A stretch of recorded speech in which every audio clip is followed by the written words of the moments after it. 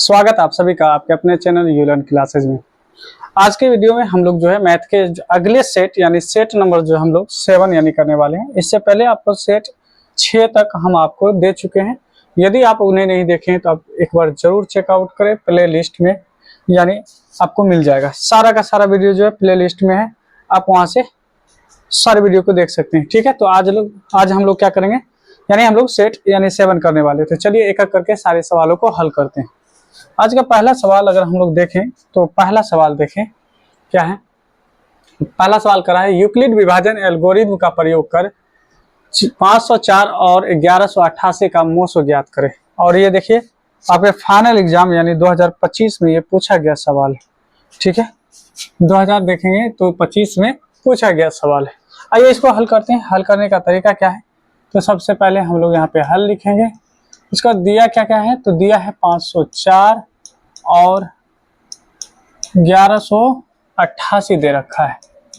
ठीक है, आप देखेंगे कि 504 में 1188 जो है ये ज्यादा है। ठीक है, और कहा क्या, यूक्लिड विभाजन द्वारा। तो यूक्लिड विभाजन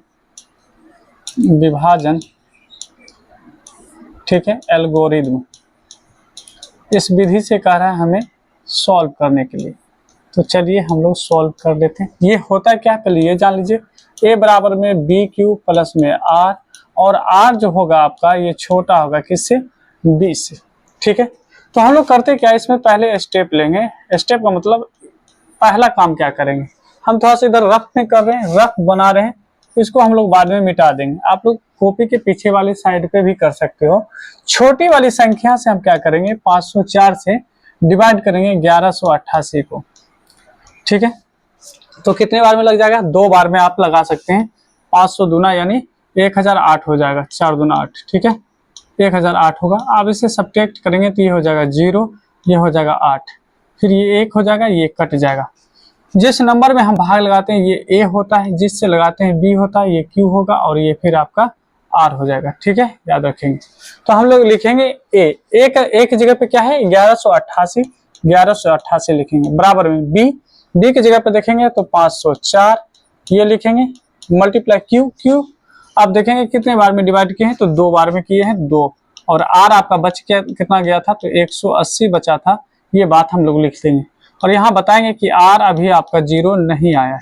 ठीक है, अब हम लोग का सेकेंड स्टेप चलेगा। स्टेप नंबर सेकेंड क्या होगा, तो हम इस 100 याद रखिएगा 180 से डिवाइड करेंगे किसको, 504 को। ठीक है, तो कितने बार में लग जाएगा, 4 बार में नहीं लगेगा, 3 बार में। 8 × 24 और 3 × 2 = 5 है ना, क्या लगेगा, अगर हम 3 से लगाएं 0, 8 × 24 और 3 2 5। ठीक है, लग जाएगा। ठीक है, क्या होगा, लग जाना चाहिए, नहीं 500। अच्छा ये 540 है, ये 500 है, इसका मतलब 2 बार में लगेगा। 2 बार में लगाते हैं तो हो जाएगा 8 दूना 16, यानी 18 दूना 36 हो जाएगा, 360। ठीक है, क्या होगा 360, इसको घटा लें, ये हो जाएगा 4, ये हो जाएगा फिर 4, और ये 1 हो जाएगा। ठीक है, ये हमारा a है, ये b है, और ये फिर हमारा क्या है, q है, ये r है। ठीक है, याद रखेंगे। अब देखिए a का वैल्यू कितना, तो a का वैल्यू हो गया 504, तो 504 लिखेंगे। b का वैल्यू क्या है, b का वैल्यू 180 लिखेंगे। कितने बार में, 2 बार में लगाए थे, बच कितना गया, तो 144 बच गया, 144 आप यहाँ पे लिखेंगे। अभी भी r हमारा 0 नहीं हुआ है। ठीक है, अब 144 से क्या करेंगे, डिवाइड करेंगे किसको, 180 को। देखिए कितने बार में लगाएंगे, 1 बार में ही लगेगा 144। इसे सब्ट्रैक्ट कर दें, ये हो जाएगा 6, ये हो जाएगा 7, 7 में से अगर 4 घटाते हैं तो 3, ये कट जाएगा। ये हो जाएगा आपका b, ये हमारा a, ये q और ये r।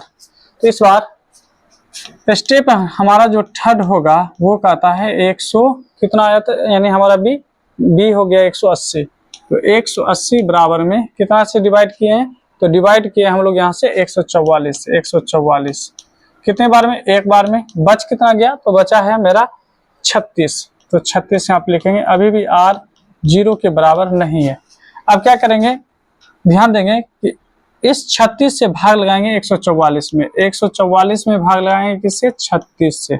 ठीक है, कितने बार में लगेगा, ना यहाँ पे हम लगा सकते हैं क्या, 2 बार में, 3 बार में लगा सकते हैं, 3 × 6 = 18, यानी 3 × 3 = 9। और 3 बार में अगर लगाएं, 3 छक्के 18, 3 तिया 9, 1 10, 4 से लगाते हैं 6 चौके 24, 4 तिया 12, हाँ हो जाएगा 4 बार में, शायद 4 बार में लगाएंगे, 4 छक्के 24 हासिल 2, 4 तिया 12, 2 14, ठीक है, ये कट के 0 हो गया। ये हमारा बी है, ये हमारा ए है, ये हमारा क्यू है, ये हमारा आर है। सॉरी, ये हम तो उल्टा ही लिख दिए, ये हमारा ए है, ये हमारा ए होगा, ये उल्टा लिख दिए। थोड़ा सा देख लीजिएगा, क्या पीछे भी हम उल्टा लिखे हैं तो आप लोग देख लीजिएगा, ठीक है। तो यहाँ पे अगर स्टेप हम लोग 4 करें तो स्टेप 4 मेरा क्या है, ए बराबर में, ए की जगह पे हमारा कितना है 144, 144 बराबर में बी, बी की जगह पे देखेंगे तो कितना है, बी की जगह पे 36 है। कितने बार में लगा, तो 4 बार में। शेष कितना है, 0। जब शेष आपका 0 हो जाए तो हम कह देंगे अतः 504 एवं 1188 का HCF बराबर में कितना, तो 36। क्यों, क्योंकि 36 से ही ये दोनों नंबर डिवाइड हुआ है। ये 36 वो छोटी नंबर है जिससे 500 यानी 4 और 1188 दोनों क्या हो जाएगा, विभाजित हो जाएगा, ठीक है। आइए अगले सवाल यानी सवाल नंबर हम लोग जो है 2 करते हैं। देखिए सवाल नंबर 2 बहुत ही बढ़िया सवाल है। कहता है कि यदि किसी शंकु के आधार की त्रिज्या 7 सेंटीमीटर एवं इसकी ऊंचाई 24 सेंटीमीटर है तो इसके वक्र पृष्ठ का क्षेत्रफल ज्ञात करें। ये भी देखिए आपके एग्जाम में आया हुआ सवाल है 2025 में। आइए हल करते हैं। अगर यहाँ पे देखा जाए तो त्रिज्या कितना दिया है, त्रिज्या बोले तो आर का वैल्यू आपको दिया है 7 सेंटीमीटर, ठीक है। और इसकी ऊंचाई, अगर हम ऊंचाई की बात करें, ऊंचाई यानी एच कितना दे रखा है, तो एच दे रखा है 24 सेंटीमीटर, ठीक है। अब शंकु की बात किया तो पहले एक शंकु बना लेते हैं। एक शंकु, ये मेरे सामने एक शंकु है, क्या है ये, शंकु है, ठीक है। ये मेरे सामने एक शंकु है, याद रखिएगा, ये शंकु है, ये इसकी त्रिज्या होती है, इसका ऊंचाई ये है, ऊंचाई कितना दिया है 24 सेंटीमीटर, ये आपका त्रिज्या है 7 सेंटीमीटर। तो यहाँ पे एल निकालना पड़ेगा। कहेंगे क्यों एल निकालना पड़ेगा सर, तो हम जानते हैं कि शंकु का जो क्षेत्रफल होता है, शंकु का वक्र पृष्ठीय क्षेत्रफल, वक्र पृष्ठीय क्षेत्रफल, ये जो क्षेत्रफल होता है ये होता है पाई आर एल। तो एल निकालना पड़ेगा। और ये आपका जो यहाँ पे 90 डिग्री बनाता है तो ये पाइथागोरस में लग जाएगा। तो पाइथागोरस यानी एल बराबर हम लोग जानते हैं √r² प्लस में h² होता है।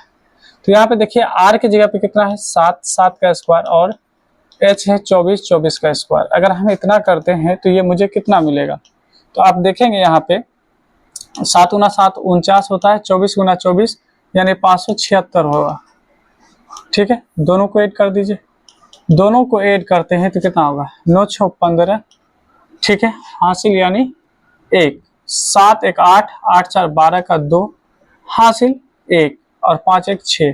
तो यहाँ पे 625 जो है 25 का स्क्वायर होता है, यहाँ पे 25 आ गया एल का वैल्यू। एल का वैल्यू कितना हो जाएगा 25 आ जाएगा, 25 आ जाएगा, ठीक है। तो यहाँ पे हम लोग का एल हो गया 25 सेंटीमीटर। अब हम लोग क्षेत्रफल निकालेंगे। पाई का वैल्यू 22/7 और आर का वैल्यू जो हो जाएगा है ना, आर का वैल्यू जो हो जाएगा वो कितना हो जाएगा 7 सेंटीमीटर और एल का वैल्यू कितना हो जाएगा तो 25। देखिए 7 से 7 कट गया, 7 से 7 कट गया। 25 को जब 22 से गुना करते हैं तो 25 दूना 50, 25 दूना 50, 5 55, यानी कहने का मतलब हमारे पास 550 जो है, कहने का मतलब सेंटीमीटर स्क्वायर हमारा आंसर आ गया है। तो इस तरह से हमारा आंसर यहाँ पे आ चुका है। तो यानी 2 नंबर का सवाल हमारा बन चुका। आइए अगला सवाल हम लोग बनाने वाले हैं, ठीक है। अगला सवाल क्या है, तो अगला सवाल है कि एक घड़ी की मिनट की सुई की लंबाई 7 सेंटीमीटर है और 40 मिनट में इसके द्वारा तय किया गया जो क्षेत्रफल है ज्ञात करने के लिए कहा है। यह भी सवाल जो है 2025 में आया है। सबसे पहले तो देखिए एक घड़ी बना लेते हैं, घड़ी के बारे में हम समझते हैं। यहाँ देखिए अगर ये घड़ी है और घड़ी होगा तो बीच में एक सेंटर होगा, इसमें एक मिनट की सुई होती है और एक जो घंटे की सुई होती है।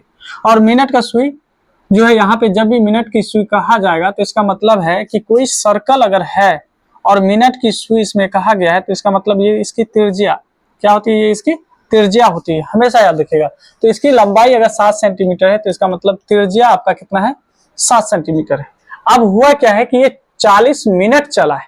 अच्छा ये बताइए, अगर यहाँ पे ये हमारा सेंटर है तो 360 डिग्री, 360 डिग्री, अगर ये मिनट की सुई यहाँ से चलकर फिर यहाँ तक आए, इसका मतलब है कि 1 घंटा में ये 360 डिग्री चलेगा, है ना। यहाँ पे क्या होगा देख लेंगे, यहाँ पे मिनट की सुई, मिनट की सुई, मिनट की सुई जो है ये 7 सेंटीमीटर लंबी है, अर्थात यानी यही हमारा क्या हो जाएगा, त्रिज्या हो जाएगा। यानी त्रिज्या जो होगा, त्रिज्या ये 7 सेंटीमीटर आ जाएगा। यानी मिनट की सुई और त्रिज्या दोनों आपस में बराबर होती है। हम जानते हैं कि 60 मिनट, अगर 60 मिनट में अगर कोई घड़ी यानी कोई मिनट की सुई अगर 60 मिनट चलता है तो एक पूर्ण चक्कर लगाता है, तो एक पूर्ण चक्कर लगाता है तो इसका मतलब 360 डिग्री कोण बनाएगा, कितना, 360 डिग्री बनाएगा, ठीक है। अगर हम कहते केवल 1 मिनट अगर चले तो कितना लगाएगा, तो 360 को है ना 60 से भाग दे दीजिए, इसका मतलब है कि 6 डिग्री चलेगा। 1 मिनट में कोई सुई 6 डिग्री की कोण को यानी बनाएगा। मान लीजिए अगर 1 मिनट में ये घसक कर यहाँ पे आ गया तो ये कितना डिग्री का कोण बनाएगा, तो याद रखिएगा कि ये केवल और केवल आपका 6 डिग्री ही बनाएगा। क्या बनाएगा, 6 डिग्री ही बनाएगा। तो चला कितना है, चला है 40 मिनट। अगर 40 मिनट चला है तो कितना डिग्री कोण बनाएगा, 1 मिनट में 6 डिग्री, तो 40 मिनट में कितना, तो 40 से मल्टीप्लाई कर दीजिए तो 200 है ना 40 यानी डिग्री का कोण बनाएगा। इसका मतलब है ये चल कर अगर 40 मिनट में यहाँ तक आ गया है ना, यहाँ तक आ गया, अब करा इनके बीच की जो क्षेत्रफल है, ये क्षेत्रफल ये ज्ञात करने के लिए, और यहाँ पे कितना डिग्री का कोण बना है, 240 का, कितने का, 240 डिग्री का, ठीक है। और ये भी त्रिज्या ही होता है तो 7 सेंटीमीटर होगा। तो अब इसके द्वारा बनाए गए क्षेत्र का क्षेत्रफल पूछा जा रहा है, तो यहाँ पे इसका मतलब लगेगा, इसका नाम ले लेते हैं ओ, ए, बी एंड सी। इस पूरे का एरिया निकालना है तो हम लोग जानते हैं, कहेंगे ओ, ए, सी, बी का क्षेत्रफल, क्षेत्रफल इसका जो क्षेत्रफल होगा त्रिज्यखंड के क्षेत्रफल के बराबर होगा, यानी थीटा बटे 360 डिग्री, थीटा बटे 360 डिग्री पाई आर स्क्वायर, ये इसका है ना फॉर्मूला होता है। थीटा की जगह पे 240 आया है, नीचे में 360, पाई का वैल्यू 22 बटे में 7, आर का वैल्यू 7 गुना 7 हो जाएगा क्योंकि स्क्वायर है। 7 से 7 कटेगा, 0 से 0, अगर हम यहाँ पे काटते हैं तो 6 चौके 24 और 6 नामा 36, ठीक है। यहाँ से और कुछ कटेगा नहीं, कटने वाला है तो मल्टीप्लाई कर दीजिए, आपका आंसर आ जाएगा। 4 गुना 22 अगर कर दें तो ये हो जाएगा 88, रह गया 7, 7 से मल्टीप्लाई करके 9 से डिवाइड कर दीजिए, ये हो जाएगा 7 8 56, 56 और 5 61 बटे में 9, ठीक है। 6 6 12 कटने वाला है, 6 1 7 5, 7 5 12 कट जाएगा। अगर कट जाएगा तो काट सकते हैं हम 3 से, यहाँ पे कट जाएगा। एक बार मल्टीप्लाई कर लेते हैं, यहाँ पे 4 दूना 8, 4 दूना 8, राइट। उसके बाद 7 8 56, अच्छा 7 8 56 होगा, यानी यहाँ पे 6 आ जाएगा। अब सही है, इतना सेंटीमीटर स्क्वायर हमारा क्या होगा, एरिया हो जाएगा, किसका, केवल और केवल इसका, ठीक है। आइए अगले सवाल को हल करते हैं। अगला सवाल, सवाल नंबर अगर देखें यहाँ पे 4, बहुत ही आसान सवाल है। सवाल देखिए, ये भी 2025 में पूछा गया है, इसको हल कर लेते हैं। अगर हल करें तो सवाल दिया क्या है, इसको पहले लिख लेते हैं। tan 60 डिग्री, tan 60 डिग्री और tan यहाँ पे दिया है 83 डिग्री बराबर में √3, ये करा है प्रूव करने के लिए, ठीक है। देखिए यहाँ पे करना क्या है, LHS लेंगे। LHS में दिया क्या है, तो दिया है tan 60 डिग्री, tan 60 डिग्री और tan 83 डिग्री, 83 डिग्री, ठीक है। अब करेंगे क्या, इन दोनों अगर एंगल को ऐड किया जाए, 7 और यहाँ पे 83 है यानी 83 है तो 90 हो जाएगा। ऐसा करते हैं, दोनों को एक साथ लिखते हैं, एक साथ लिखेंगे, ठीक है। और ये tan 60 को अलग लिखते हैं, टेन 60 डिग्री। अब इसको अगर हम बदलते हैं, यानी इसको अगर करें ten 90 degree minus theta, theta की जगह पे क्या करेंगे, तो थीटा की जगह पे आप क्या कर सकते हैं 83, है ना। अगर हम 83 करते हैं तो ये हमको क्या मिलेगा, तो यहाँ 90 में से जैसे 83 करेंगे तो आपको 7 मिल जाएगा। ये 83 रहने दीजिए, 83 रहने दीजिए, और टेन 60 डिग्री भी रहेगा। तो यहाँ पे हम जानते हैं कि टेन 90 डिग्री माइनस थीटा बराबर में होता है कोट थीटा, तो यहाँ पे ये लिखेंगे एंड टेन 83 पहले से दे रखा है और यहाँ पे टेन 60 आपको दे रखा है, ठीक है। और ये बात हम लोग जानते हैं कि tan theta into cot theta बराबर में 1 होता है, इसका वैल्यू 1 हो जाएगा, और टेन 60 डिग्री का वैल्यू √3 होता है। तो दोनों को मल्टीप्लाई करके देखें क्या हो जाएगा, ये मल्टीप्लाई करेंगे तो √3 होगा, जो कि RHS के बराबर है। RHS में ये बात दिया गया था, और इस तरह से हम कह सकते हैं कि हमारा सवाल प्रूव्ड हो चुका है, ठीक है। चलिए आखिरी सवाल बनाते हैं, सवाल नंबर 5। सवाल नंबर 5 देखें, बहुत ही शानदार सवाल, कॉन्सेप्ट लगेगा इसमें। सवाल में अगर देखें तो दिया क्या है, दे रखा है 3 + 11 + 19 प्लस कहाँ तक 67 तक, और इसका करा है योग ज्ञात करने के लिए, ठीक है। योग ज्ञात कर लेंगे। इसमें अगर हम देखें पहला पद क्या है, प्रथम पद 3 है, और डी निकालने तो क्या होगा, 11 में से 3 को सब्ट्रैक्ट करेंगे तो यहाँ आ जाएगा 8। ए का भी वैल्यू मालूम हो गया, यहाँ पे डी का भी वैल्यू मालूम हो गया, और लास्ट टर्म आप देखेंगे तो लास्ट टर्म आपको क्या दे रखा है, आपको 67 दे रखा है। क्या है 67, तो यहाँ पे 67 कर लेंगे।